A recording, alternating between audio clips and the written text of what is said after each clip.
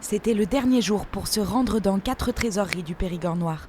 Ces organismes, qui gèrent la comptabilité des collectivités comme le paiement des cantines ou des crèches, s'étaient déjà vu retirer la gestion des impôts l'année dernière.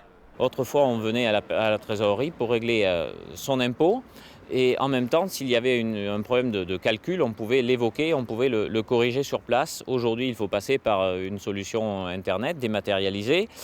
C'est pas accessible pour beaucoup de personnes, malheureusement, en milieu rural. Retraite, emploi ou encore impôts, pour accompagner les habitants dans leur démarche, les espaces France Service ont été ouverts.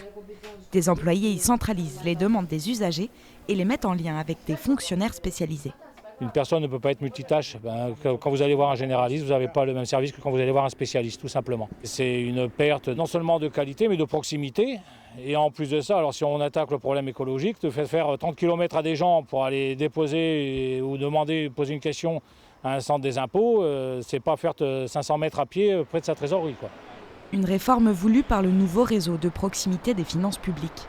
Les paiements pourront être effectués chez des buralistes agréés et le personnel de ces trésoreries sera regroupé dans le service de gestion comptable de Sarlat à partir du 1er janvier.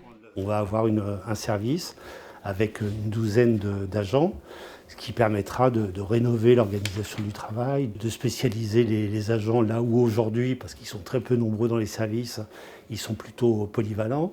Donc derrière pour nous, il y a une démarche d'efficience, comme on dit, dans la gestion des personnels.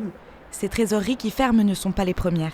En 2020, on en comptait 20 dans le département contre 12 aujourd'hui.